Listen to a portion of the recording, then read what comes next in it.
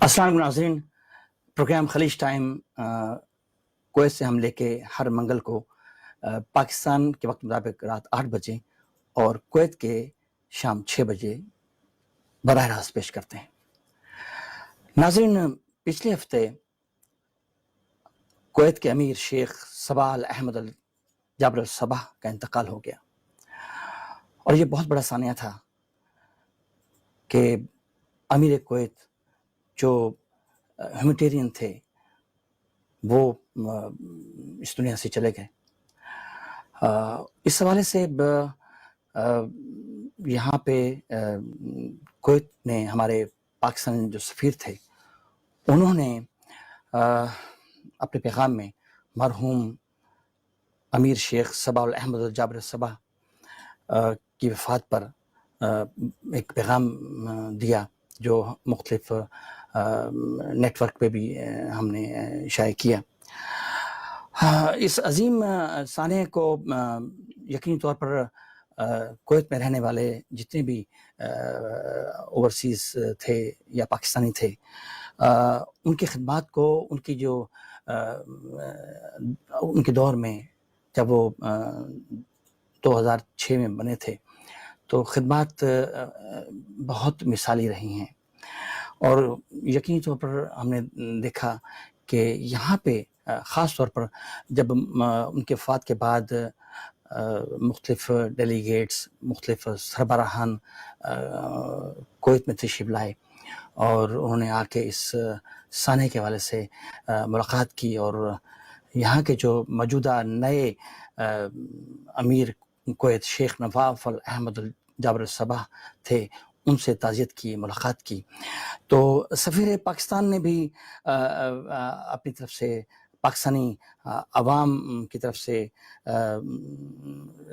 اس سانحے کو بہت بڑا سانحہ قرار دیا، اور ساتھ ساتھ ہم نے دیکھا کہ کل پیر کو جو ہے وہ صدر مملکت ڈاکٹر عارف علوی صاحب جو ہے وہ یہاں تشریف لائے، اور انہوں نے مرحوم امیر کویت شیخ جابر صباح احمد جابر الصباح کی وفات کے لیے تعزیت کا اظہار کیا، اور کویت کی جو قیادت ہے اس سلسلے میں انہوں نے یہ واضح کیا کہ ہم ان کے ساتھ کھڑے ہوئے ہیں، دلی ہمدردی کا اظہار بھی کیا۔ اور اس کے علاوہ انہوں نے، ہم آپ کو اس کی فوٹیج بھی دکھا رہے ہیں کہ صدر مملکت جو ہے وہ وہاں پہنچے ہیں، مختلف چینلز پہ بھی یہ لائیو دکھایا گیا، کویت ٹی وی 1 اور اس کے علاوہ دوسرے الاخبار، ان چینلز نے اس کی کوریج کی۔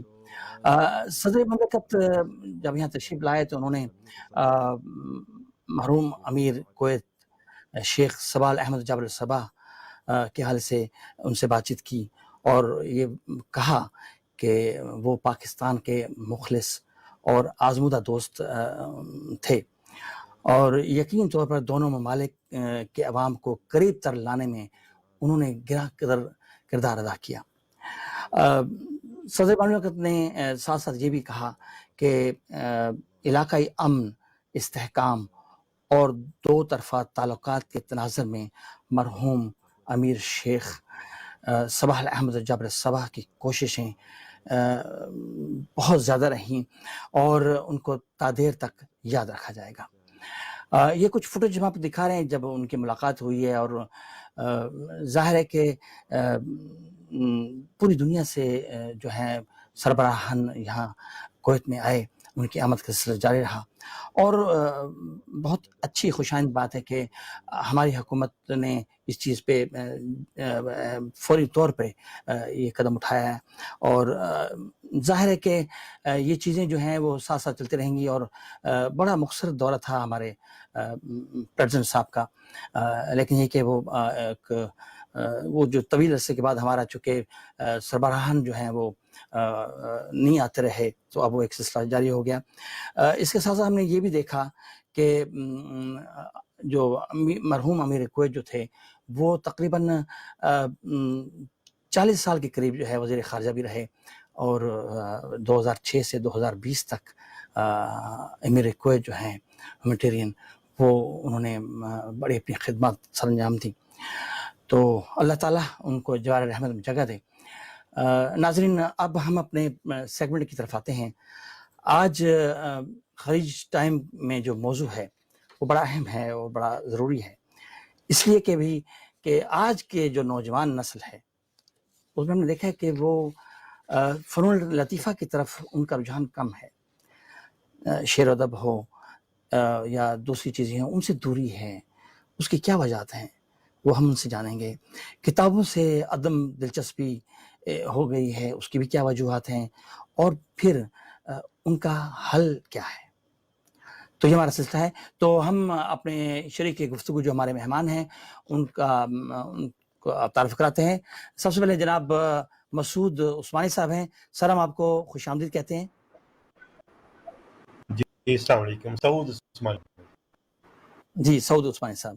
اچھا، اس کے بعد جناب بشر میر صاحب ہیں جو سینئر صحافی ہیں اور صدر کراچی ایڈیٹرز کلب ہیں. سر، آپ کو بھی ویلکم. بہت بہت شکریہ. وعلیکم السلام. جی، اور آخر میں ہمارے ساتھ ڈاکٹر فرح زاہد صاحبہ ہیں. وہ بھی ماشاءاللہ بہت ڈاکٹر ہونے کے ساتھ ساتھ وہ کافی اچھی اسکالر بھی ہیں. آج ہم ان سے بات کریں گے. تو جی، سب سے پہلے ہم ایسا کرتے ہیں کہ مبشر صاحب سے بات کرتے ہیں. مبشر میر صاحب، سر، آپ ہمیں بڑی خوشی ہوئی کہ آپ نے ہمیں ٹائم دیا، اور اس طرح کی چیزیں جب آپ ہم سے شیئر کرتے ہیں تو ہمیں یہ خوشی ہوتی ہے کہ آپ واقعی کویت سے پیار کرتے ہیں. اور اس لیے بھی ہے کہ آپ کویت 2010-11 میں آپ کا یہاں پہ آنا ہوا تھا. کچھ یادیں ہیں شیئر کہ کویت کو دیکھا آپ نے؟ تصویروں میں تو دیکھتے تھے، لیکن جب آپ نے حقیقت میں آ کے کویت ٹاور دیکھا، ایسا ماحول دیکھا، پھر آپ جس مقصد کے لیے آئے تھے وہ بھی، تو ذرا کچھ بتائیں، اس کے بعد آگے بات کریں گے. جی طارق صاحب، بہت شکریہ. آپ نے سب سے پہلے تو میں کویت کے تمام عوام سے تعزیت پیش کروں گا امیر کویت کے انتقال کے موقع پر، جو کہ پورے پاکستان کے عوام کی طرف سے جو ہے ہم اپنا اظہار تعزیت کرتے ہیں. ایک پاکستان کے ایک دوست ملک کا نقصان ہوا ہے، اور یقیناً یہ پاکستان کا نقصان ہے، اور یقیناً ان کی خدمات کو یاد رکھا جائے گا. اور آپ نے کویت کے دورے کا ذکر کیا، تو ہم جب یہاں پہنچے تھے تو اس وقت ایشین کنٹریز کے بہت بڑی لیڈرشپ جو ہے وہ امیر کویت کے محل میں موجود تھی. آپ بھی تھے. تقریباً میرا خیال ہے کوئی 400 سے زائد جو ہے وہ جرنلسٹ بھی یہاں پہ موجود تھے، اور ایشیا کی تقریباً 40-50 اقوام کے سربراہان جو ہیں ان سے ملنے کا، انہیں دیکھنے کا، ان کی بات سننے کا بھی ہمیں موقع ملا.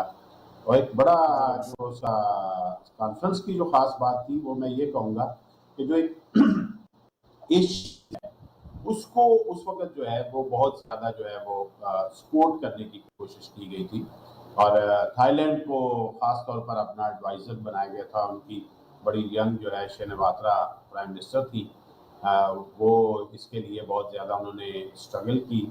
اور یہ ایک دنیا میں آپ کو پتہ ہے کہ جو مختلف بر اعظم ہیں ان کی جو ریجنز ہیں، وہ ریجنز کی جو مارکیٹس ہیں وہ ایک دوسرے کے لیے وہ انہوں نے اوپن کی ہوئی ہیں. ہمارے سامنے ایک بہت بڑا اگزامپل جو ہے افریقن کنٹریز کا بھی ہے، ایون گلف کنٹریز کا ہے، پھر اس کے علاوہ جو ہے وہ یورپین یونین کا ہے.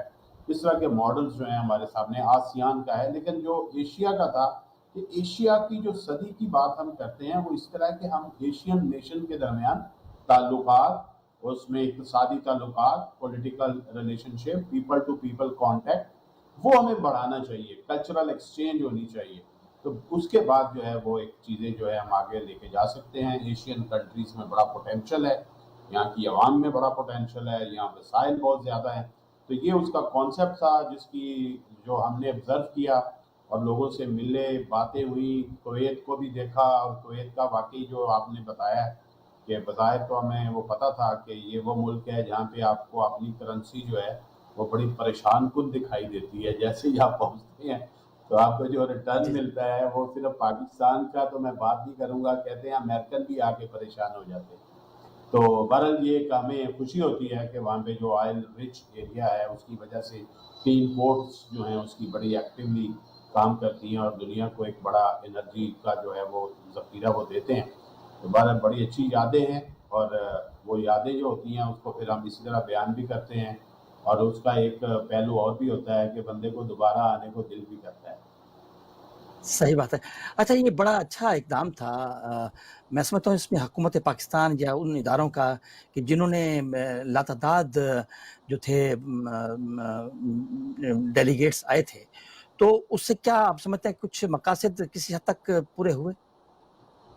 دیکھیں، یہ جو ہماری بہت سی انٹرنیشنل فورمز ہیں کافی، اس میں جو فالو اپ ہوتا ہے وہ بڑا کمزور ہمیں نظر آتا ہے کہ جس وقت وہ آرگنائزیشن بنتی ہے تو ایک بڑی انرجی ہوتی ہے، جو لوگ اس کو بنا رہے ہوتے ہیں، ٹھیک ہے، پھر اس کے بعد یقیناً اس کے بہت سے پہلو نکلنا شروع ہو جاتے ہیں، پھر آپ جب تک آپ عوام کو ایک دوسرے کے قریب نہیں نہ لاتے تب تک آپ کو اس کے فروٹس نہیں مل سکتے۔ تو میرا خیال ہے کہ جو بہت سی ایسی آرگنائزیشنز ہیں وہ گورنمنٹ ٹو گورنمنٹ تعلقات تو بنتے ہیں اور سم ہاؤ کسی جگہ پہ بزنس ٹو بزنس بھی بن جاتے ہیں، اور ایک تیسرا تعلق ہوتا ہے، وہ ہوتا ہے پیپل ٹو پیپل کانٹیکٹ۔ جن ملکوں میں پیپل ٹو پیپل کانٹیکٹ جو ہے وہ اسٹرانگ ہو جاتا ہے، وہاں پہ وہ فروٹس جو ہیں وہ مل سکتے ہیں۔ کویت اس لحاظ سے بہت پاکستان کے لیے بڑا ایسا ملک ہے یہاں پہ کئی سالوں سے، دہائیوں سے ہمارے پاکستانی، جیسے آپ وہاں موجود ہیں اور کئی پاکستانی وہاں موجود ہیں، اپنی انرجیز دی ہیں انہوں نے، ایون جب جنگ ہوئی تھی تب انہوں نے جو ہے وہ اپنا اس وقت یہاں موجود تھے، تو ایک بڑی لانگ ہسٹری ہے۔ لیکن یہ ہے کہ ہم کیا دیکھتے ہیں کہ اس کے اندر پھر وہ گیپس آ جاتے ہیں، وہ گیپس جو ہے اس کو فل کرنے کے لیے آج کا جو دور ہے اس میں آپ کا میڈیا جو ہے وہ سب سے زبردست چیز ہے، جس نے یہ بیریئرز، یہ فاصلے جو ہیں ان کو بریک کیا ہے۔ آپ کو بھی میں مبارکباد دیتا ہوں کہ آپ نے پاکستان کو یہ اس چینل کے ذریعے جو براہ راست پروگرام جو ہیں وہ آپ ارینج کر رہے ہیں، ایک آپ نے اوپر آپ نے ذمہ داری لے لی ہے، کسی حکومت نے آپ کو اپوائنٹ نہیں کیا، آپ نے اپنے اوپر ایک ذمہ داری لے لی ہے کہ میں پاکستانی جو مختلف ملکوں میں پھیلے ہوئے ہیں کویت کے ساتھ لنک کروں، ان کے باتیں کروں، ان کے مسائل کو، مگر آپ کو کیا مصیبت پڑی ہے کہ پاکستان میں لوگ کتابیں نہیں پڑھ رہے؟ اسی لیے کہ مثلا آپ اس کو بہتر کرنا چاہتے ہیں۔ دیکھیے جرنلزم کیا ہوتا ہے؟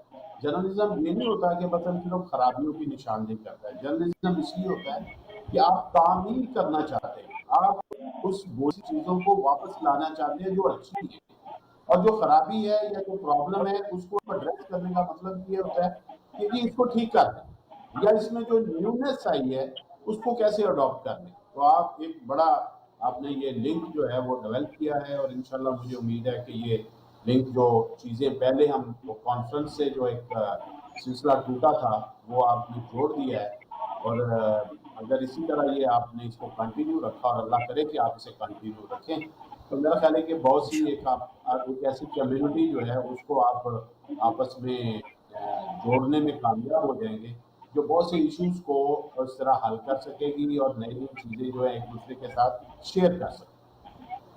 صحیح بات، بالکل اچھی بات کی آپ نے یقینی طور پر، کیونکہ کانفرنس کے حوالے سے مجھے اس لیے یاد آ گیا، میں یہ کہہ رہا ہوں تھا کہ مبشر میر صاحب کے اس طرح کی جب کانفرنس یا کوئی نہ کوئی پروگرام ہوتا ہے چاہے کہیں بھی ہو، وہاں جب آپ پاکستان جاتے ہیں تو وہ جب وہاں پہ اتھارٹیز ہوتے ہیں ان کو جب بتاتے ہیں کہ یہ پوزیشن ہے، یہ صورتحال ہے، تو اس کا کچھ امپیکٹ آپ کو نظر آتا ہے، یا صرف بس وہ ایک آپ نے ڈرافٹ دے دیا اور وہ انہوں نے بس ایک جگہ رکھ دیا؟ اچھا، یہ آپ نے بڑی دکھتی رات چھیڑی ہے۔ میرا کئی ملکوں میں جانے کا اتفاق ہوا ہے، میں صرف اس میں جو ہے نا 2-3 ملک ایسے ہیں جہاں پہ پاکستانی ایمبیسی میں سے نا ایک ایکسائٹمنٹ نظر آئی، کویت میں نظر نہیں آئی تھی انفارچونیٹ، وہاں پہ نظر نہیں آئی اس وقت جب میں گیا تھا، جب آپ نے جو اس کانفرنس کا ذکر کیا۔ لیکن 1-2 ملک ایسے ہیں، جیسے میں ذکر کر دوں، جاپان میں مجھے ایک دفعہ جانے کا موقع ملا تھا ایشین ڈیولپمنٹ بینک انسٹیٹیوٹ کے پلیٹ فارم پہ، تو ان کے وہاں پہ ہمارے ایمبیسڈر نے اپروچ کیا تھا مجھے ملنے کے لیے، کہ ہمیں ان کے علم میں آیا کہ پاکستان سے جرنلسٹ آیا ہے تو مجھے اس سے ملنا چاہیے، مجھے انہوں نے انوائٹ کیا، ایمبیسی میں بڑی عزت دی۔ تو اس طرح کر کے یہ چیز جو ہے، جو ہمارے نمائندے وہاں بیٹھے ہیں، جو ہماری ایمبیسیز بیٹھی ہیں پاکستانی، تو وہ تو خوش ہوتے ہی ہیں، بلکہ جو پاکستانی اوورسیز ہیں وہ ہمیں زیادہ پذیرائی دیتے ہیں۔ آپ بھی میرے ساتھ اس ایک محفل میں شریک تھے جو میں جو ہے ہماری بڑی محترم دوست جو ہیں مسز رضوی صاحبہ نے بنائی تھی، اور آپ اس میں آئے تھے اور آپ نے پورا اس کو کور کیا۔ جبکہ میں بالکل ایک ان نون سا ایک بندہ تھا وہاں پہ، لیکن آپ نے بڑی جی جی عزت دی تھی. تو یہ پاکستانی جو وہاں پہ جہاں پہ ہے وہ تو ایک بڑا اوور ویلمنگ رسپانس دیتا ہے. سم ہو ہمارا جو سفارت خانے ہیں ان سے ہمارے تجربات کچھ جگہ پہ اچھے ہوتے ہیں، کچھ جگہ پہ اچھے نہیں ہوتے. لیکن کیا ہے کہ ہم جو چیزیں آپ کے بیان کرتے ہیں، جو آپ کے سوال کا دوسرا حصہ ہے، اس کا اثر کتنا ہوتا ہے. میں نے دیکھا ہے کہ ہم نے کئی جگہوں سے بڑے بڑے آئیڈیاز میرے علاوہ اور بھی کئی لوگوں نے دیے ہیں، لیکن اتنا اس کو بائی نہیں کیا جاتا. وہ سمجھتے ہیں کہ پتہ نہیں یہ جو بتا رہے ہیں نا ان کا اس میں کیا انٹرسٹ ہے. تو لہٰذا وہ جو پروفیشنلزم، وہ جو ایک اپروچ ہے، وہ میرا خیال ہے کہ نہیں ہے. میں نے ایک دفعہ، میں آپ کو اسی چلتے چلتے ایک بات کر دوں کہ ایک دفعہ انڈیا جانے کا، بلکہ 2 دفعہ میں انڈیا گیا، ایک اس کا سفر نامہ بھی لکھا. تو اس میں کیا ہوا کہ میں نے وہاں پہ لال قلعے میں ساؤنڈ اینڈ لائٹ شو دیکھا، جو دنیا کے بہت سے ملکوں میں ہوتا ہے ہسٹوریکل پلیسز پہ. تو میں نے پاکستان آ کے گورنمنٹ کے کچھ آفیشلس کو بتایا کہ آپ کے پاس ہرن مینار ہے، لال قلعہ کی جگہ پہ ہمارا شاہی قلعہ ہے، بادشاہی مسجد ہے، پھر اس طرح کی ہمارے پاس اور کتنی ہسٹوریکل پلیسز ہیں. کیا ہم یہاں پہ پرائیویٹ سیکٹر کو ساتھ ملا کے ایک ساؤنڈ اینڈ لائٹ شو کا بندوبست کریں کہ جو لوگ اس کو وزٹ کریں اس کی ہسٹری جو ہے ان کو اس طرح سنائی جائے. وہ ایک بڑا خوبصورت قسم کا آئیڈیا ہے، لیکن میں نے نہیں دیکھا کہ آج تک کسی نے اس کو امپلیمنٹ کیا ہو. تو لہٰذا اس وقت میں نے وہ لکھ بھی دیا تھا، کتاب میں بھی لکھ دیا تھا کہ بھئی یہ چیز جو ہے نا ایک موجود ہے، اگر کوئی اس کو امپلیمنٹ کرنا چاہے تو کرے. یہ بڑا اب پاکستان کے اندر ٹورزم کی بات کر رہے ہیں پرائم منسٹر عمران خان صاحب، تو ہمیں تو اس طرح کے آئیڈیاز جو ہیں ان کو امپلیمنٹ کرنے کی ضرورت ہے کہ اگر کوئی ٹورسٹ آئے گا تو وہ کیا آ کے مثلا اگر وہ روہتاس قلعے میں جاتا ہے تو وہ روہتاس قلعے کی اگر سٹوری ایک خوبصورت انداز سے نہ سن پائے تو دین اس کو وہ آنے کا وہ مزہ نہیں آئے گا. تو لہٰذا اس طرح جو ہم دنیا میں گھومتے ہیں اور وہاں سے آئیڈیاز ہمیں جو ہے وہ پک ہوتے ہیں، وہ اگر ہم اپنے ملک میں بیان کرتے ہیں اور ان پہ عمل بھی ہو جائے ان میں سے کچھ نہ کچھ پہ، تو بڑا اچھا ہو جائے گا. ہم یہی چاہتے ہیں کہ ہمارا ملک بھی دنیا کے جو فرسٹ ورلڈ کنٹریز ہیں ان کی طرح ہی ہو جائے، تاکہ لوگ جو ان ملکوں کی طرف جانے کی کوشش کرتے ہیں تو اس میں کیا ہوتا ہے کہ وہاں کی ایک جو بہتر نظام ہے اس نظام سے اٹریکشن ملتی ہے. تو اگر ہم صحیح بات. اپنے ملک میں وہ ڈیولپ کر لیں تو میرا خیال ہے کہ اس سے اچھی کوئی چیز نہیں. بالکل صحیح ہے. اچھا ہم آپ کو فالو کر رہے ہیں جب سے آپ کویت سے گئے، تو ہم نے دیکھا کہ آپ نے بڑی محنت کی اور آپ نے الحمدللہ بڑا نام کما لیا ہے. اور پھر یہ ہے کہ میڈیا ورکشاپ کے حوالے سے اور ایسی چیزیں بھی آ رہی ہیں، وہ اس میں ہم نے دیکھا کہ کافی آپ کی یعنی آپ دن بدن ترقی کر رہے ہیں اور کچھ نہ کچھ اچھا ڈیلیور کر رہے ہیں. اور پھر یہ جو آپ نے ابھی آپ کے پاس ماشاءاللہ آپ صدر ہیں اس جو ایڈیٹرز فورم کے یا جو بھی ہے، تو اس میں مطلب کیا چیزیں ایسی آپ چاہ رہے ہیں کہ ہوں اور اس کا بینیفٹ جو ہے اوورال ملک کو بھی ہو؟ طارق صاحب بہت اچھا سوال کیا آپ نے. یہ پاکستان میں پہلے بھی بہت سی آرگنائزیشن موجود ہیں جو ہمارے میڈیا کے دوستوں نے بنائی ہوئی ہیں، ساری بڑی محترم ہیں، سارے بڑے محترم، سب اپنے اپنے ایریے میں کچھ نہ کچھ کر رہے ہیں. لیکن ایک چیز تھی کہ ایڈیٹرز کی بھی ایک بہت بڑی تنظیم، ہماری بہت پرانی تنظیم نیشنل لیول پہ موجود ہے، لیکن اس میں ایک فرق ہے، ہمارے اور اس ادارے میں ایک فرق ہے. وہاں پہ پبلیکیشن جو ہے اس کو ممبر بنایا جاتا ہے، مثلا کوئی اخبار یا میگزین اس کا ممبر بنتا ہے اور اس کے بیہاف پہ کوئی بھی نمائندہ جو ہے اس ایڈیٹرز کونسل کا ممبر بنتا ہے یا اس کو ریپریزینٹ کرتا ہے. ہم نے سوچا کہ کراچی ایڈیٹرز کلب جو ہے وہ ایک ایسا میڈیا تھنک ٹینک ہو جس میں پروفیشنل ایڈیٹر جو ہے وہ براہ راست ممبر بنے. اس میں کالم نویس، اس میں اینکرز، اس میں ایڈیٹرز، اس میں نیوز ایڈیٹرز، اس میں جو بھی لکھنے سے وابستہ ہیں اخبارات سے، میگزین سے، کتابوں سے، میں آئے. اور ہم نے کوئی قدغن نہیں لگائی کہ بیریئرز نہیں لگائے کہ وہ نہیں آ سکتا، وہ نہیں آ سکتا. ایون دوسرے شہروں کے، دوسرے ملک کے لوگ بھی ایسوسیٹ ممبر بن سکتے ہیں، آپ بھی ممبر بن سکتے ہیں. سعود عثمانی صاحب تشریف فرمائے، ہمارے لیے بڑے محترم ہستی ہیں، وہ بھی بن سکتے ہیں، اور بھی پاکستان فورنر بھی ممبر. تو وہ ایک ایسا اس کو ایک اوپن ڈور پالیسی اس کی ہم نے بنائی کہ کیونکہ یہ میڈیا تھنک ٹینک ہے اور الحمدللہ ہمیں تقریباً چوتھا سال ہمارا چل رہا ہے. ہم نے پینڈیمک کا جو یہ پیریڈ تھا جس میں وبا نے پوری دنیا کو اپنی لپیٹ میں لیا ہوا ہے، اس سے پہلے ہم نے پلان کیا کہ کراچی ایڈیٹرز کلب نے کافی کانفرنسز کر لی ہیں، کافی اور اس طرح کے انٹریکشن سیشن کر لیے ہیں، پبلیکیشن جو ہے اس کی طرف بھی ہم گئے ہیں، ایک دو کتابوں کو ہم نے سپورٹ کیا ہے جو چائنا پہ لکھی گئی، ہم نے اس طرح کے کافی کیے ہیں۔ اب ہمیں جو لوگ ہمارے ساتھ وابستہ ہیں ان کے تھرو ہم ان لوگوں کو ینگسٹر کو کچھ سکھانے کا سلسلہ ہم نے ایک ورکشاپ جب وبا شروع ہو گئی تو ہم نے میڈیا ورکشاپ میں تبدیل کر دیا اور الحمدللہ اس وقت جو ہے وہ بڑا اس کا اچھا رسپانس آ رہا ہے۔ یوٹیوب کے اوپر ہم نے تقریباً 30-35 جو ہے اس کے جو ہیں وہ ڈے بائی ڈے اپلوڈ ہوتے ہیں، لوگ دیکھتے ہیں کرتے ہیں، پلس اپنا فیڈ بیک ان کا ادروائز بھی ہمیں رابطہ کر کے بھی دیتے ہیں، پھر وہ سوالات ہم ان کو جواب ہیں۔ تو یہ ایک ریگولر سلسلہ کا جو آپ کو پتا ہے کہ آپ جیسے آپ کا پروگرام ہے پوری دنیا میں سنا جا سکتا ہے، اسی طرح جو ہے وہ پوری دنیا میں سے ہیں اور ہر کوئی اس کو سن سکتا ہے، ایزیلی اسیسیبل ہوتا ہے جیسے کہ یوٹیوب اسیسیبل ہے، اور ایک اس کا کوئی پیریڈ مقرر نہیں ہے، جب کوئی چاہے، جیسے آج کا ایک دور ہے کہ ویڈیو آن ڈیمانڈ، کہ جیسے آپ چاہیں جب چاہیں آپ اس کو کھول کے سنیں، اس سے استفادہ کریں۔ تو یہ ایک ہم نے مستقل ایک طرح کی آپ سمجھ لیں کہ آن لائن میڈیا اکیڈمی بنا دی ہے، جس سے میرا خیال ہے کہ زبردست. استفادہ ہوتا رہے گا۔ جو ہمیں اور ہم پورے جو بھی دوست ہیں ہمارے ان سے ہم ایک مسلسل دعوت دیتے ہیں، اور ہمیں ہمارے اسی ورکشاپ میں ہمارے کچھ امریکہ سے بھی ایک ہماری دوست ہیں، انہوں نے بھی ہمیں ایک لیکچر بھیجا، تو کوئی بھی ہمیں لیکچر بھی بھیج سکتا ہے کہ اس ورکشاپ کا آپ حصہ بنائیں جو میڈیا کے اسٹوڈنٹس کے لیے جو ہے وہ ایک مفید ہو سکتا ہے۔ تو بڑا ایک میں سمجھتا ہوں کہ ایک ایسی چیز جو ہے وہ اللہ تعالیٰ نے ہمارے پاس سے کروائی ہے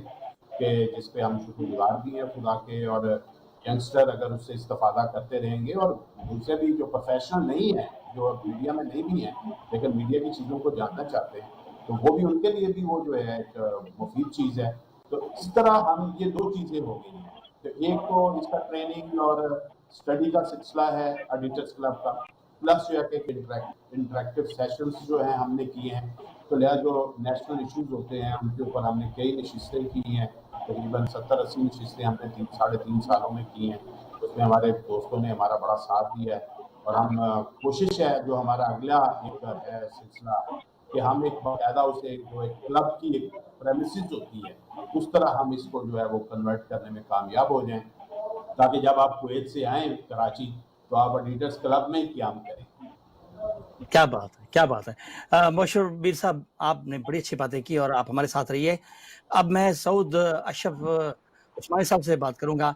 سر ماشاءاللہ آپ کا ایک طویل عرصہ آپ نے جدوجہد کی ہے، کئی کتابوں کے خالق ہیں آپ، قوس، بارش، جل پری. اس کے علاوہ ماشاءاللہ آپ ایوارڈز بھی آپ کو ملے ہوئے ہیں، مختلف اخبارات میں بھی لکھتے ہیں، ٹی وی چینل پہ بھی اینکر وغیرہ آپ بنے رہے ہیں. تو ماشاءاللہ اب یہ اتنی کاوشیں، اتنی محنتیں، ہماری خوش نصیبی ہے کہ آج بلکہ خلیج ٹائم کی خوش نصیبی ہے کہ آپ نے ہمیں ٹائم دیا اور ہم آپ سے بات کر رہے ہیں. سعود اشرف صاحب، اگر شاعر، مصنف، کالم نگار نہ ہوتے تو کیا ہوتے؟ کچھ بتائیں نا. شکریہ طارق صاحب، اور یہ قیمتی الفاظ کا بھی میں بہت شکر گزار ہوں۔ ایک تو اس بات کا شکریہ کہ آپ کے ذریعے، خلیج ٹائمز کے ذریعے میں آپ کے سامعین اور ناظرین تک پہنچ رہا ہوں، میری گفتگو پہنچ رہی ہے، تو اس کے لیے میں شکر گزار ہوں۔ دوسرا، یہ جو موضوع آپ نے آج کا چنا ہے یہ ایک اہم موضوع ہے، اور وہ یہ کہ نوجوان نسل میں فنون لطیفہ سے عدم دلچسپی کیوں ہے، کتابوں سے رغبت اتنی کم کیوں ہے. تو وہ ایک اہم موضوع ہے، تو میں سمجھتا ہوں کہ یہ ایک بہت اہم بات ہے جس پر گفتگو ہونی چاہیے. جو سوال کی، دیکھیے بائی پروفیشن بزنس مین ہوں، اور میں نے بزنس ایڈمنسٹریشن میں اپنی تعلیم حاصل کی تھی، اور میں ایکسپورٹر ہوں، پبلشر ہوں، بک سیلر ہوں، اور اللہ کا شکر ہے میری کوئی 70 سال سے میرے والد کی قائم کی ہوئی ایک ایکسپورٹ فرم ہے، پبلشنگ فرم ہے، جو میں سنبھالتا ہوں، میرے ساتھ میرے دوسرے بھائی سنبھالتے ہیں. تو بائی پروفیشن تو میں ایک بزنس مین، اور اللہ کا شکر ہے مجھے دنیا کے ملک مختلف ممالک میں ایز این ایکسپورٹر بھی جانے کا اتفاق ہوتا رہتا ہے، اور شاعر، کالم نگار اور کی حیثیت سے بھی کرنا ہوتا ہے۔ تو یہ شاعری یا کالم نگاری یا ادب جو ہے، یہ میرا پیشن ہے، یہ کالم میں آج کل روزنامہ دنیا میں لکھتا ہوں، اور وہ ہفتے میں 2 دن شائع ہوتا ہے۔ یہ جو آپ نے بات کہی کہ اصل میں یہ ایک پورا پیشن اور ایک جنون ہوتا ہے جو کسی بھی لکھنے والے کے اندر موجود ہوتا ہے۔ مبشر صاحب یہاں موجود ہیں، صحافی ہیں، اور ماشاءاللہ لکھنے پڑھنے سے ان کا تعلق ہے۔ ڈاکٹر فرا موجود ہیں، لکھنے پڑھنے سے تعلق ہے۔ یہ میری بات کی تصدیق کریں گے کہ ایسا نہیں ہو سکتا کہ کسی آدمی کے اندر یا کسی وجود کے اندر ان بلٹ ایک چیز قدرت نے رکھی ہو تو وہ اس سے بے خبر اور بے بہرا ہوئی دنیا میں رہے۔ یعنی یہ پریکٹیکلی پاسبل نہیں ہے۔ آپ کسی بھی پروفیشن میں ہوں، اگر آپ شاعر ہیں یا اگر آپ ادیب ہیں یا آپ ایک صحافی ہیں، تو آپ کو اپنے اظہار کے لیے ایک پلیٹ فارم چاہیے ہوگا۔ اس کا آپ کے پروفیشن سے کوئی تعلق ایز سچ نہیں ہوتا۔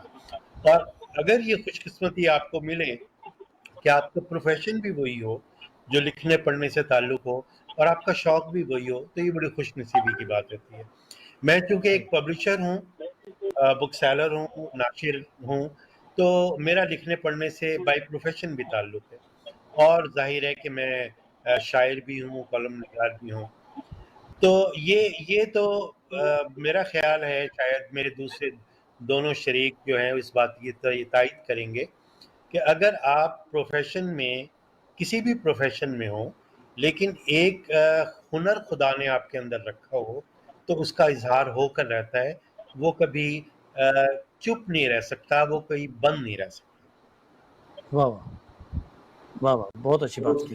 اچھا جی جی، اپنا سعود اشرف صاحب، ماشاءاللہ آپ نے بہت اچھی بات کی۔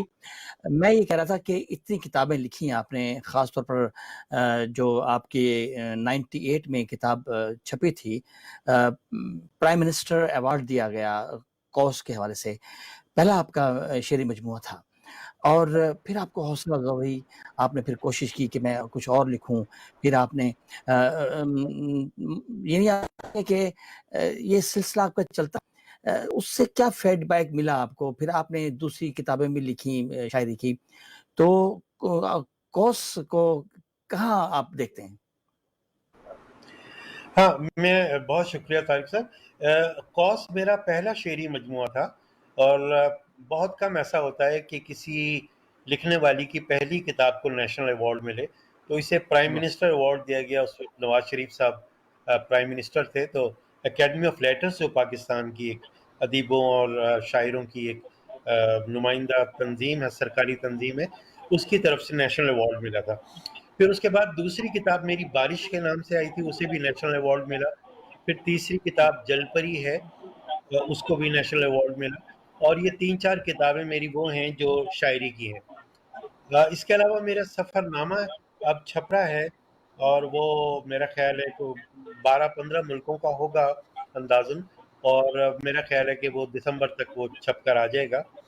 تو میری کل 10 کتابیں تو لٹریچر پر ہیں، اس کے علاوہ 4-5 میری ٹرانسلیشنز اور ریسرچ ورک ہیں۔ تو اس طرح میرا لکھنے پڑھنے کا سلسلہ رہتا ہے۔ جیسا کہ آپ نے کہا کہ حوصلہ افزائی اور ہمت افزائی تو ضروری ہوتی ہے۔ آپ کو کوئی کہیں سے کلمہ تحسین ملے، کوئی داد ملے، یا کسی کی طرف سے کوئی تھپکی ملے، تو وہ بہت آپ کے لیے آگے کے کام کرنے کے لیے بہت ہمت افزا، حوصلہ افزا ہوتی ہے۔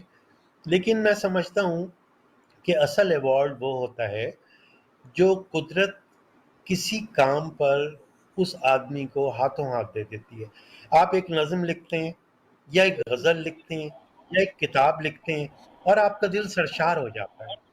آپ کو وہ خوشی حاصل ہوتی ہے جو کوئی انسان دوسرے انسان کو نہیں دے سکتا۔ تو یہ وہ ایک ایوارڈ ہوتا ہے جو قدرت دیتی ہے، اور وہ ہاتھوں ہاتھ دے دیتی ہے۔ اس کے بعد اگر دنیاوی ایوارڈ بھی کوئی ملتا ہے آپ کو، یا مقبولیت ملتی ہے، کسی کتاب کو پذیرائی ملتی ہے، تو وہ بذات خود وہ بڑی حوصلہ افزا ہوتی ہے۔ تو لکھنے کا عمل تو ایک جاری رہتا ہے، اور اللہ کا شکر ہے جاری ہے، اب دیکھیے کب تک سلسلہ چلتا ہے۔ آپ کے جو موضوع ہے اس کے اعتبار سے میں چند باتیں اگر اجازت ہو تو میں کہنا چاہتا ہوں۔ جی بالکل، میں یہی سوال کرنا چاہ رہا تھا کہ اس موضوع کے حوالے بتائیں کہ نوجوان نسل جو ہے وہ کیوں اس طرف نہیں آ رہی، کیا وجوہات ہے؟ کہ یا تو یہ ہے کہ کوئی فیملی بیک گراؤنڈ یا فیملی کوئی ایسی چیز ہونی چاہیے، یا اساتذہ، یا گھر سے بندہ شروع ہوتا ہے، کون سی ایسی چیز ہے کہ جس کی ہم سمجھتے ہیں کہ کمی ہے اور ہمارا جو یہ نوجوان طبقہ ہے اس طرف نہیں آ رہا؟ جی جی، میں سمجھتا ہوں کہ اگر اس کو میں دو الفاظ میں بات کروں تو ایک تو زندگی کی تیز رفتاری، وہ اس میں بہت بڑا عمل ہے۔ دوسرا گلیمر اور پیسہ کمانے کی ایک دوڑ، پیسہ اور شہرت دونوں کی ایک دوڑ، جس میں ادب کو کافی پیچھے چھوڑ دیا۔ دیکھیے، آپ نے موضوع میں نوجوان نسل کہا ہے، اب نوجوان نسل میں اگر ہم 20 سے لے کر 35 سال تک کے لوگوں کو شامل کر لیں، اور 35 سے 50 یا 55 سال کی عمر کو ادھیڑ عمر یا جو درمیانی عمر کے لوگوں کو میں شامل کر لیں، تو میرا خیال ہے یہ دونوں طبقے وہ ہیں کہ جن کو زندگی کی تیز رفتاری نے کھا لیا ہے۔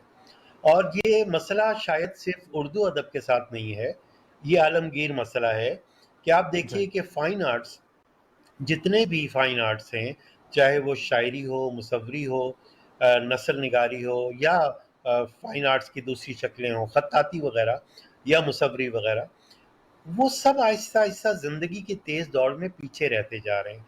اور اس کی وجہ یہ ہے کہ اس میں وہ شہرت اور وہ پیسہ، یا وہ زندگی کی دوڑ میں جو وسائل، جو آسائشیں چاہیے، یہ اس فائن آرٹس میں اتنی سخت نہیں ہوتی کہ وہ اتنی شہرت آپ کو دے دے یا اتنا پیسہ آپ کو دے دے۔ دیکھیے، اگر آپ ایک سپورٹس سٹار بنتے ہیں تو اس میں زیادہ شہرت ہے اور زیادہ پیسہ ہے، اور اسی طرح دوسرے چیزوں میں گلیمر زیادہ ہے۔ تو ایک تو میں سمجھتا ہوں کہ دو چیزیں کسی فنکار کے لیے بڑی ضروری ہوتی ہیں، ایک تو اندر کا اضطراب اور وہ قناعت جو کسی فنکار کو کا پاس ہونی چاہیے، اور ایک ٹھہراؤ، زندگی کا ایک ٹھہراؤ جو اسے جو ہے وہ کام کرنے پر اکساتا رہتا ہے۔ اور اس کے ساتھ اس کی گرد و پیش میں، اس کے ماحول میں وہ ایک تیز رفتاری نہیں ہونی چاہیے جو قسمتی سے ہمارے دور میں ہے۔ آپ دیکھیے کہ پرنٹ میڈیا اور الیکٹرانک میڈیا، آپ ماشاءاللہ ریڈیو سے تعلق ہے اور ریڈیو پاکستان سے بھی آپ منسلک رہے ہیں، اب ہوگا کہ ایک زمانے میں ریڈیو پاکستان سے بہت سے ادبی پروگرام ہوا کرتے تھے، اسی طرح پی ٹی وی بہت سے ادبی پروگرام کیا کرتا تھا، مشاعرے بھی نشر کرتا تھا۔ اس کے علاوہ ادیب کو زیادہ پرومیننس ملتی تھی اور زیادہ ایکسپوجر ملتا تھا۔ لیکن آپ رفتہ رفتہ دیکھیے کہ پرنٹ میڈیا ہو یا الیکٹرانک میڈیا ہو، اس میں وہ آہستہ آہستہ میڈیا نے اسے نظر انداز کرنا شروع کر دیا۔ مجھے یاد ہے کہ جب ہم نے اپنے ادبی سفر کا آغاز کیا تھا، لکھنے کا آغاز کیا تھا، تو اخبارات میں ادبی صفحات ہوا کرتے تھے، اور اس میں بہت سے لوگ چھپا کرتے تھے، نوجوان اس میں آیا کرتے تھے۔ اب رفتہ رفتہ پہلے وہ ایک صفحے سے آدھے صفحے پر آئے، اور آدھے صفحے سے وہ بالکل ختم، اس لیے کہ وہ ترجیحات میں یا پرائرٹیز میں ادب شامل ہی نہیں رہا، پرنٹ میڈیا کی بھی اور الیکٹرانک میڈیا میں۔ تو دیکھیے، نوجوان جب کسی چیز سے انسپریشن لیتے ہیں تو وہ انہی چیزوں سے لیتے ہیں، اپنے گرد و پیش سے، اپنے پرنٹ میڈیا سے، اپنے سینئر سے، اور اپنے الیکٹرانک میڈیا سے، اور بدقسمتی سے ان دونوں میں ادب اپنی ترجیحات۔ اگر اس کو دوبارہ اگر آپ حل پوچھیں اس کا کیا ہے، تو حل یہی ہے کہ گورنمنٹ کی سطح پر بھی اور نجی سطح پر بھی ادب کو پھر وہی پرومیننس ملنی چاہیے جو ایک زمانے میں ہوتی تھی۔ آپ کو یاد ہوگا کہ ممتاز مفتی ہیں، قدرت اللہ شہاب تھے، اشفاق احمد تھے، بانو قدسیہ تھی، یہ سب وہ لوگ ہیں جنہوں نے میڈیا پہ بڑا پرزور کام کیا، اور ان کے لکھے ہوئے ڈرامے یا ان کے افسانے یا ان کے ناول آج بھی لوگ بڑے شوق سے پڑھتے ہیں. تو پڑھنے والے موجود ہیں، لیکن بدقسمتی سے پرنٹ میڈیا اور الیکٹرانک میڈیا کی ترجیحات بدل گئی ہیں. تو یہ بھی ایک وجہ ہے اس ساری تیز رفتاری کے ساتھ. صحیح ہے، بہت اچھی بات کی آپ نے. اچھا، ڈاکٹر فرح ہمارے درمیان موجود ہیں. ڈاکٹر فرح جو ہے ماشاءاللہ بہت ذہین ہے اور ان کو بھی ان چیزوں میں بڑا انٹرسٹ ہے، اسکالر بھی ہیں. ڈاکٹر صاحبہ، آپ اگر ڈاکٹر نہ ہوتی تو مجھے لگتا ہے کہ آپ اسکالر ہوتی یا آپ بھی صاحب کتاب ہوتی. کچھ ایسا سلسلہ ہے یا نہیں؟ السلام علیکم. جی، دراصل بات یہ ہے کہ میرا بھی ایک ناول پبلش ہوا تھا 2016 میں ڈیلی جرت میگزین میں، اور اس کا نام تھا رخ بیکل. اور اس کے ساتھ ساتھ مجھے شاعری کا بھی شوق رہا ہے، لیکن اس طرف میں زیادہ آگے نہیں بڑھی کیونکہ میرے لیے میڈیکل ضروری تھا بہت. لیکن جیسے انہوں نے کہا، میں بالکل ان کی بات کی جو ہے وہ تردید کرتی ہوں کہ بالکل یہ صحیح بات کر رہے ہیں کہ جو چیز انسان کے اندر ہوتی ہے وہ اس کو دیر تک چھپا نہیں سکتا، وہ ابھر کے کہیں نہ کہیں کسی نہ کسی طریقے سے باہر آتی ہے، اور آپ جیسے لوگ اس کو ابھارنے کی کوشش کرتے رہتے ہیں. صحیح بات ہے. میرا بالکل تعلق ہے، مجھے بہت پسند ہے، اردو سے مجھے محبت ہے، بہت محبت ہے. اور آج کل میں دیکھ رہی ہوں کہ اردو کا جنازہ نکل رہا ہے. صحیح بات ہے. اچھا، اب اس کا کوئی چلے، آپ نے ماشاءاللہ چونکہ لکھتی رہی ہیں، ڈاکٹری علیحدہ ہم اس کو ایک سائڈ پہ رکھ دیتے ہیں. آپ یہ بتا دیں کہ مطلب اس کا کوئی حل، مطلب جو ہمارے نوجوان آ رہے ہیں ان کو والدین یا اساتذہ یا پھر ایسا کوئی ماحول ملنا چاہیے کہ کم از کم اس طرف تو رہیں نا، کم از کم اپنا دھیان دیں، پڑھیں. یہ چیزیں اس کے لیے آپ کس طرح آپ گائیڈ کر سکتی ہیں ہمیں؟ علامہ اقبال نے ایک بڑا خوبصورت شعر لکھا تھا، علامہ اقبال رحمۃ اللہ علیہ نے. حقیقت خرافات میں کھو گئی، حقیقت خرافات میں کھو گئی، یہ امت روایات میں کھو گئی. تو ایگزیکٹلی یہی ہو رہا ہے، ہم نے اپنے حقائق کو جو ہے وہ پس پشت ڈال دیا ہے اور روایات کے پیچھے چل پڑے ہیں، اور روایات جو ہے وہ کہاں سے آ رہی ہیں، کن کی ہیں، ان کا بھی ہمیں علم نہیں ہے. اگر جو میں مشاہدہ کرتی ہوں روزمرہ کی زندگی میں، تو مجھے سمجھ میں آتا ہے کہ جو بہت ٹاپ موسٹ لوگ ہیں، جو بہت سکسیسفل ہیں، بہت کامیاب ہیں کسی نہ کسی ذریعے سے، ان لوگوں نے ایون ٹیکنالوجی میں وہ بہت آگے ہیں. بل گیٹس کی ایگزامپل لے لیتے ہیں اور اسٹیو جابس کی ایگزامپل لے لیتے ہیں. انہوں نے اپنے بچوں کو ٹیکنالوجی تک پکڑائی جب ان کے بچے صحیح اور غلط کی تمیز لگے تھے. 14 ایئرس سے پہلے انہوں نے اپنے بچوں کے ہاتھوں میں ٹیبز اور اسمارٹ فون نہیں، اور جب انہوں نے ان کے ہاتھ میں یہ ٹیکنالوجی تب بھی ان پر ایک نظر رکھی. آج کل 9 سال کا بچہ موبائل لے کر گھوم رہا ہے، ٹھیک ہے، کچھ والدین کو پتا نہیں ہے کیا دیکھ رہا ہے. میڈیا بالکل اوپن ہے ان کے لیے. کارٹونز اگر آپ دیکھیں تو ہمارے کارٹونز میں معصومیت تھی، ان کے کارٹونز میں کرائمز ہیں، جیسے موویز ہوتی ہیں بڑے لوگوں کی، اب انہوں نے صرف اینیمیشن بنا دی ہے، لیکن وہ جو اچھی باتیں سکھائی جاتی تھی وہ سب نہیں ہے. تو کہیں نہ کہیں ہم جو کلچر پروموٹ کر رہے ہیں وہ سلینگ ہے. تو بچوں سے آج کل اگر ہم پوچھتے ہیں کہ یہ لفظ کہاں سے سیکھا، تو وہ ہمیں کہتے ہیں سلینگ لینگویج ہے، رائٹ؟ تو ان کو لگتا ہے سلینگ سب کچھ ہے. دوسرا، ہم بچوں کو بور ہونے کا ٹائم نہیں دیتے، ہر وقت ان کسی کام میں رکھتے ہیں. اگر وہ بور نہیں ہوں گے تو وہ سوچیں گے نہیں. تو ہماری ایجوکیشن کا ہے کہ ہم لوگوں نے اپنے کریٹو تھنکنگ، کریٹیکل تھنکنگ جسے کہتے ہیں، وہ ہم نے انوالو نہیں کی. رٹا لگاؤ اور چلے جاؤ، فلاسفیکل نہیں بنا رہے، ارد گرد کیا ہو رہا ہے پتا نہیں ہے، بس ہر وقت 24 گھنٹے جو نظر ہے یا کتاب پہ ہے یا اسکرین پہ ہے. تو حقائق سے ہٹ گئے ہیں مکمل طور پر. اور والدین ایسی دوڑ میں، جیسے ابھی بات ہوئی کہ ایسی دوڑ لگی ہے پیسے کی کہ دونوں دوڑ میں لگے ہوئے ہیں، اور ان کی ضرورت بھی ہے آج کے دور کے مطابق، لیکن کوئی بچوں کے ساتھ بیٹھ کے ان کی تربیت کرنے میں ان کو وقت نہیں دے رہا.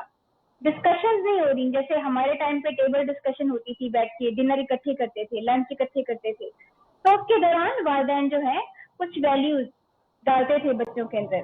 جوائنٹ فیملی سسٹم ٹوٹلی ختم ہو چکا ہے، کوشش کر رہے ہیں اور بھی ختم ہو جائے. تو جہاں اوریجنل جو کہتے ہیں نا پیور کلچر پیور ویلیوز آ سکتی تھی، نیکسٹ جنریشن میں وہ نہیں آتی، کیونکہ ہم شادی کرتے ہی اپنے والدین کو خود سے الگ کر دیتے ہیں کہ بس ہم تو اب بڑے ہو گئے ہیں، اب یہ اپنا آپ سنبھالیں. یہ بھی ایک بہت بڑا فیکٹر ہے کہ ہمارے بچوں کو ہم خود اپنے والدین کے سائے سے محروم کر رہے ہیں، ان کی زندگی میں، ان کے حیات میں. اور اس کے علاوہ دیکھیں، مجھے لگتا ہے کہ ادب تو ہر زمانے میں ہے، لیکن اب چونکہ بچے کتابیں نہیں پڑھتے زیادہ، صرف اپنے جو نصب کی کتابیں ہیں وہ پڑھتے ہیں، تو ادب تو آج بھی ہے، مگر آج کا ادب بدتمیز ہو گیا ہے. آج کے ادب کو بھی ادب سیکھنے کی ضرورت ہے، جو مجھے محسوس صحیح ہوتا ہے. صحیح. اچھا، آپ ہمارے ساتھ رہیے. مبشر میر صاحب، ابھی ڈاکٹر صاحب نے کہا ہے کہ ہمارا ادب جو ہے بدتمیز ہو گیا ہے، تو مطلب کس طرح ہم اپنے ٹریک پہ آئیں گے؟ سوشل میڈیا کا اتنا دور عروج پہ آ گیا ہے، لوگ مختلف جتنے بھی آپ نے لیکچر میں نے دیکھا تھا، تو بہت اچھی آپ نے بات کی تھی. یہ سوشل میڈیا کو ہم نے کس حد تک اپنے اس لیول پہ لانا ہے کہ اس میں جھوٹ بھی ختم ہو جائے؟ طارق صاحب، میرے دونوں شرکاء جو ہیں ماشاءاللہ انہوں نے بڑی زبردست بات کی ہے، بڑی انسپائرنگ ہے. ڈاکٹر فرح کہ جو اتنا کچھ انہوں نے لکھ لیا، ابھی تو ماشاءاللہ ان کی آگے بڑی لائف ہے، اور بڑا ہم ان کے لیے دعاگو ہیں کہ اور ناول لکھیں اور اچھے ناول ان کے سامنے آئیں. عثمانی صاحب تو ماشاءاللہ اساتذہ ہیں، ان کی بھی بہت سی زبردست چیزیں انہوں نے پوائنٹ آؤٹ کی ہیں. اچھا، میرا اس سے تھوڑی سی آگے بات کروں گا. جی میرا پوائنٹ آف ویو یہ ہے کہ جو نئی نسل ہوتی ہے وہ پچھلی نسل کا وزڈم لے کے آتی ہے. مثلا میں اپنی بیٹی کو دیکھتا ہوں، وہ مجھ سے کئی گنا زیادہ ذہین، سمجھدار، اور چیزوں کو انڈرسٹینڈ کر کے ان کے من میں تمیز کرنا اور پھر اس کو اڈاپٹ کرنا، کئی چیزوں میں مجھے وہ اپنے سے بہت آگے نظر آتی ہے. اور میں سوچتا ہوں کہ جس ایج میں وہ ہے، اس ایج میں یہ کچھ نہیں تھا. اور یقیناً میں سمجھتا ہوں کہ یہ چیزیں، اور میں نے اس پہ کوئی ریسٹرکشن نہیں ہے کہ تم موبائل یوز نہیں کرو، تم لیپ ٹاپ یوز نہیں کرو. ہر چیز جو ہے اس کی رسائی میں ہے، اور وہ خود اس کو ایویلیویٹ کرتی ہے، پھر مجھ سے بھی ڈسکس کرتی ہے. تو میں تو اس کو ایک اگلی نسل کا نمائندہ سمجھ کے اس سے بات کرتا ہوں کہ یہ کس طرح سوچتی ہے. ایون میں پولیٹیکلی بھی اس سے پوچھتا ہوں کہ آپ کی یونیورسٹی میں کس طرح کی گفتگو ہے اس طرح کے. تو میں تو نئی نسل سے بہت پر امید سا ہوں، اور مجھے یہ لگتا ہے کہ جو نیونیس ہے نا، وہ نیونیس سے گھبرانے کی بجائے اس کا جو ہے نا اڈاپٹ کرنے کا راستہ نکالنا چاہیے. مثلا یہ کہ میں نے جب اخبارات میں آگے کام کرنا شروع کیا تھا تو میں دیکھتا تھا کہ لوگ کتابت کر رہے ہیں، کتابت سے جو ہے وہ کتابیں لکھی جا رہی ہیں. اب وہ پورے کا پورا شعبہ ہی آؤٹ ہو گیا ہوا ہے. اب تو ایک نئی چیز ہے، کمپیوٹر ہے، اور کئی چیزیں جو ہیں اس کے اندر شامل ہو گئی ہیں. کتاب کا جو ایک چیز ہے وہ یقیناً ایک فزیکلی چیز آپ کے ہاتھ میں آتی ہے تو آپ کو وہ اس کے ساتھ ایک فرینڈ شپ، ایک ریلیشن شپ، اس کے ساتھ ایک فیل ہوتا ہے. لیکن ابھی بھی دنیا میں بیسٹ سیلر بکس جو ہیں وہ ہوتی ہیں جو اتنی ملینز میں بکتی ہیں. اس کا مطلب ہے کوئی کنٹینٹ کا مسئلہ ہے کہ ہمیں کنٹینٹ دینا ہے نئی نسل کو، شاید ہم وہ کنٹینٹ نہیں دے پا رہے اپنے. خاص طور پہ میں اردو کی بات کروں گا کہ اردو میں جو کنٹینٹ آج کی نسل ڈیمانڈ کر رہی ہے. اب دیکھیں ابھی جو نسل ہے، جیسے میں اپنی بیٹی کا ذکر کر رہا ہوں، وہ تقریباً بہت سے بچے جو ہیں انگلش سے بھی استفادہ کر رہے ہیں، نیٹ سے بھی استفادہ کر رہے ہیں، ایک آدھ لینگویج وہ اور بھی سیکھ جاتے ہیں، اور آپ کو اچانک پتہ چلتا ہے کہ اچھا انہوں نے یہ بھی کر دیا ہے. تو اتنی رسائی ہے، ایک انفارمیشن ہائی وے ہے جہاں سے اس کو بمبارمنٹ ہو رہی ہے. اب اس میں سے اس نے اپنی مرضی کا کنٹینٹ نکالنا ہے. تو میں دیکھتا ہوں آج کل بہت سے نوجوان بچے جو ہیں وہ مولانا رومی کی کوٹیشن جو ہے وہ فیس بک پہ لگا رہے ہیں. مولانا رومی کو تو گزرے ہوئے سینکڑوں سال گزر گئے، لیکن ان کی چیزیں جو ہیں وہ ابھی بھی جو ہے وہ انکارپوریٹ ہو رہی ہیں. کئی چیزیں نہج البلاغہ سے لوگ نکال کے ریلیونسی نکال کے اس کی جو ہے وہ پیش کرتے ہیں. اس کا مطلب ہے کہ ہمیں تھوڑا سا اس کے اوپر غور کرنا چاہیے کہ ہم کنٹینٹ کو کیسے امپروو کریں. اور دوسری بات ایک اور ہے، دیکھیں جو میں اس کو بزنس میں نہیں لوں گا، میں کہتا ہوں کہ جو آپ کا ٹیسٹ ہوتا ہے نا، سعود عثمانی صاحب کی بات بہت 100% سے بھی زیادہ آگے ہے کہ جو آپ کے اندر چھپا ہوتا ہے نا وہ ظاہر ہو کے رہتا ہے، وہ خواہ کسی بھی فرد کی شکل میں ہو. انہوں نے ایک بالکل ایسی بات کہی ہے کہ جس کو کوئی بھی ڈینائی نہیں کر سکتا اور وہ باہر آ کے رہتا ہے. جو اس کو اگر اسے ہم اس سے جوڑ دیں گے نا کمرشلزم سے, تو پھر ہم وہ چیز نہیں لے سکیں گے. بہت سے جو ہمارے سینئر ہیں وہ بتاتے ہیں کہ جب پاکستان بنا تھا تب بھی ادبی کتاب جو ہے 1000 ہی چھپتی تھی. اب تو خیر 500 بھی چھپ جاتی ہے, 300 بھی چھپ جاتی ہے, چلو 1000 بھی چھاپ لیں. لیکن جو اس کے ٹیسٹ کے لوگ ہیں وہ اس کو ڈھونڈتے ہیں, ابھی بھی ملتے ہیں. میں نے ایک پبلشر سے پوچھا کہ آپ کے خیال میں ایک کتاب پاکستان میں کتنی بک سکتی ہے؟ اس نے کہا اگر اچھی مارکیٹنگ کی جائے تو 15-20 ہزار تو بک ہی سکتی ہے. اور ابھی بھی آپ دیکھ لیں کچھ ہمارے ایسے شاعر ہیں جن کی کتاب کے اوپر کبھی ڈسکاؤنٹ نہیں ملتا ہمیں. محسن نقوی کی کتاب پہ میں نے آج تک ڈسکاؤنٹ نہیں دیکھا کہ بھائی ان کی کتاب جو ہے پوری قیمت پہ بکری ہوتی ہے. جمیل الدین علی کی کتابیں اتنی مہنگی ملتی ہیں وہ مارکیٹ میں سستی بکتی نہیں ہے. تو ہمیں کس کے اوپر جانا ہے؟ مثلا مفتی صاحب کا ذکر کیا عثمانی صاحب نے, بھائی مفتی صاحب, شہاب نامہ, یہ چیزیں یہ ابھی بھی بیسٹ سیلر ہے. راجہ گدھ کون سا نوجوان ہے یونیورسٹی کالج کا جس نے راجہ گدھ نہیں پڑھی؟ اس کا مطلب ہے کہ ہم اگر کنٹینٹ امپروو کر جائیں, ہم اگر اپنی, اور اس میں کیا چیز ہونی چاہیے, میرا خیال ہے کہ اس میں ہمارے اساتذہ جو ہیں عثمانی صاحب جیسے, ان کو ساتھ جوڑ کے اپنے جو رائٹرز کے تھنک ٹینکس ہیں ان کو ایکٹیو کرنا چاہیے. پاکستان رائٹر گلڈ جو ہے وہ مرا پڑا ہے. صرف ہر جگہ پہ گورنمنٹ نہیں آ سکتی, بہت سی چیزیں جو ہیں ہمیں معاشرے کے طور پر کرنی پڑیں گی. رائٹرز گلڈ ایک بہت بڑا ادارہ تھا, ختم ہو گیا. ابھی بھی ادبی میگزین چھپ رہے ہیں, اخباروں میں ادبی صفحے آتے ہی ہیں, تھوڑے لیٹ سویٹ کے ساتھ آ جاتے ہیں. میں اس بات سے اتفاق کرتا ہوں کیونکہ جو کمرشلزم ہے اس نے ڈیمیج کیا ہے, دنیا بھر میں کیا ہے. دنیا میں ہم یہ بھی دیکھتے ہیں کہ لوگ کتاب لے کے ٹرین میں سفر کر رہے ہیں, کتاب لے کر جہاز میں سفر کر رہے ہیں, کتاب ان کے بیگ میں ہر وقت موجود ہے, لیپ ٹاپ بھی ہے, کتاب بھی ہے. تو لہٰذا ہمیں وہ جو ایک چیز پیدا کرنی ہے نا, کہ اگر آپ دیکھیں ٹرکل ڈاؤن افیکٹ ہوتا ہے. اگر مجھے میرا پرائم منسٹر کہیں کتاب پڑھتا ہوا نظر آئے گا تو بہت سے لوگ کتاب پڑھتے ہوئے نظر آئیں گے. تو جو رول ماڈلز ہیں کیا وہ کتاب پڑھ رہے ہیں؟ کیا رول ماڈل کتاب پہ گفتگو کرتے ہیں؟ کیا رول ماڈل پینٹنگز پہ بات کرتے ہیں؟ کیا رول ماڈل جو ہے وہ شاعری سننا پسند کرتے ہیں؟ ابھی ایک روایت ہوتی تھی گورنر ہاؤس میں مشاعرہ, ابھی یہاں کراچی میں گورنر ہاؤس میں کچھ عرصہ پہلے مشاعرہ ہوا, وہ ایوان صدر میں مشاعرہ ہوا. تو یہ جو ایک روایت ہے, لیکن ہاں اس میں تھوڑی سی جو کوتاہیاں ہیں ان کو ہم جو ہے وہ کنسیڈر کرنا چاہیے, ان کو ٹھیک کرنے کی کوشش کرنی چاہیے. لیکن آپ دیکھ لیں ہمارے, بلکہ تو میں یہ کہوں گا کہ بہت سے شاعر جو ہیں وہ سوشل میڈیا سے پروموٹ ہوئے ہیں. بہت سے جو ہے وہ جن کو ہم نہیں جان پاتے تھے وہ سوشل میڈیا کی وجہ سے ہمارے وہ ان کا ریوائیو ہو گیا ہے. ان کی کتابیں, ان کے بارے میں معلومات بالکل ہمیں ملتی ہیں. پھر ایک چیز اور ہے جس میں دنیا کے اندر جو پبلشنگ کا شعبہ ہے عثمانی صاحب کا, جو اس کو سپورٹ کرتا ہے, اس میں گورنمنٹ کا انوالومنٹ میں سمجھتا ہوں مسٹ ہے, اور وہ ہے لائبریری کا نیٹ ورک.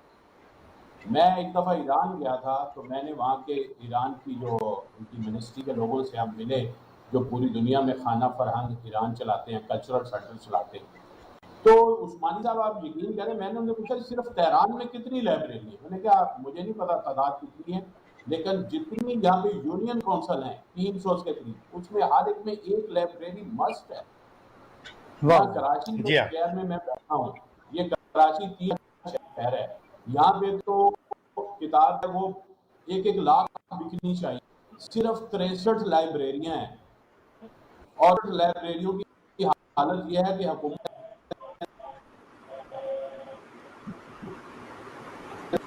صحیح ہم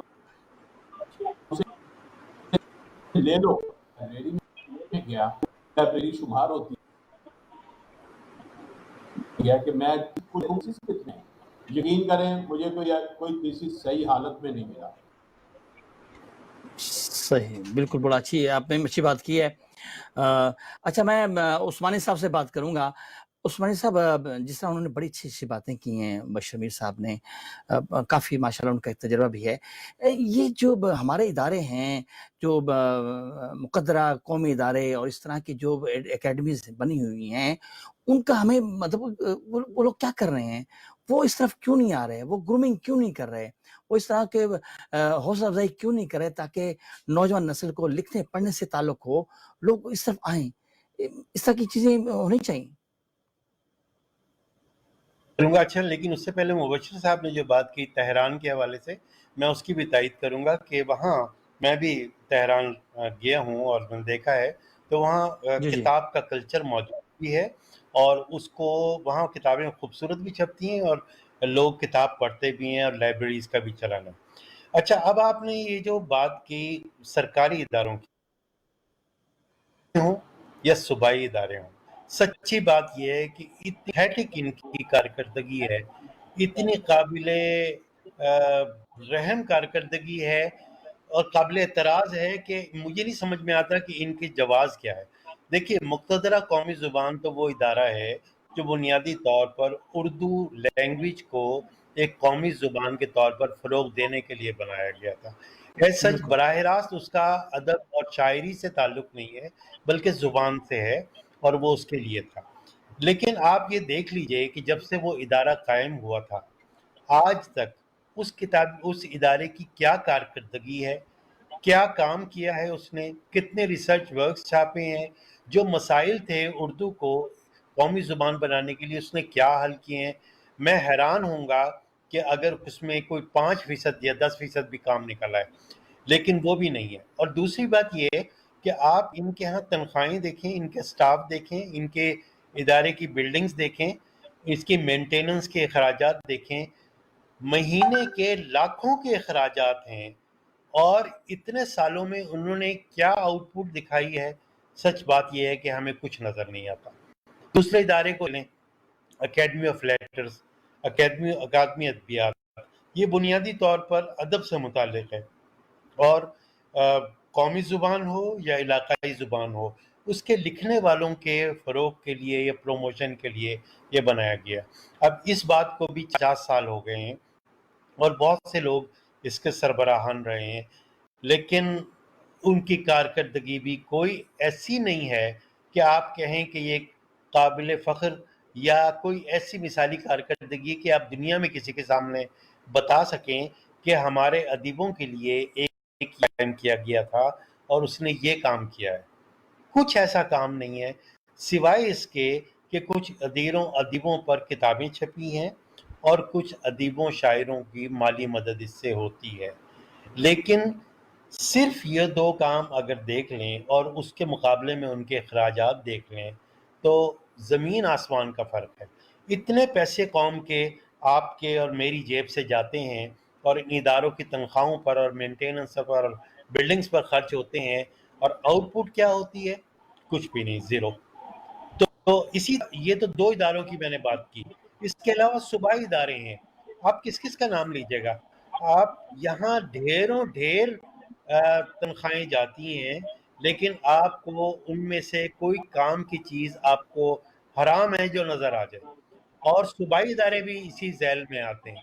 اب حالیہ اس دور میں یہ شاید کوئی بہتری ہو جائے کہ انہوں نے ری اسٹرکچرنگ کچھ کی ہے اور کچھ اداروں کو مرج کر دیا ہے، کچھ ادارے ختم کر دیے ہیں، کچھ ادارے مرج کر دیے ہیں.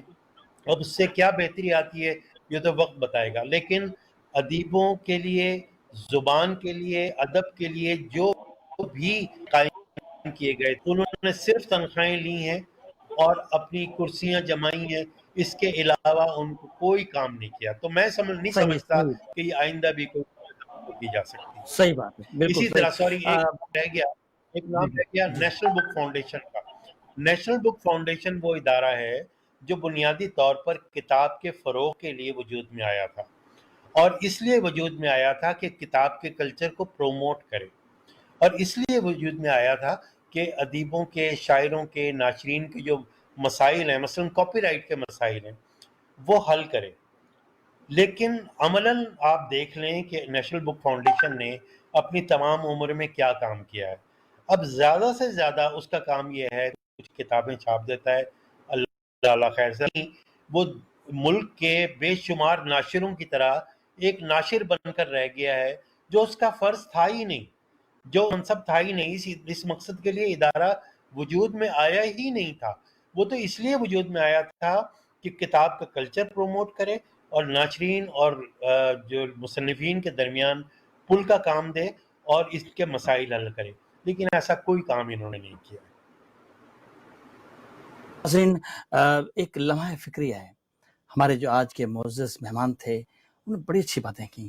ڈاکٹر فرا نے بھی بہت اچھی بات کی, اور ماشاءاللہ سعود عثمانی صاحب اور مبشر میر صاحب یہ وہ لوگ ہیں کہ جو ملک سے پیار کرتے ہیں, ملک کے کو اچھا سوچتے ہیں. حکومت وقت کو بھی چاہیے کہ اتنے بڑے ادارے, اتنا کچھ جو سیٹ اپ بنا ہوا ہے, ادبیات کے بنے ہوئے ہیں, ان پہ کام ہونا چاہیے, وہاں کچھ نہ کچھ ٹیلنٹ پیدا ہونا چاہیے. آپ بھی سوچیں, ہم بھی سوچتے ہیں. پروگرام کا وقت ختم ہوتا ہے. طارق اقبال کو اجازت دیجیے. اللہ حافظ.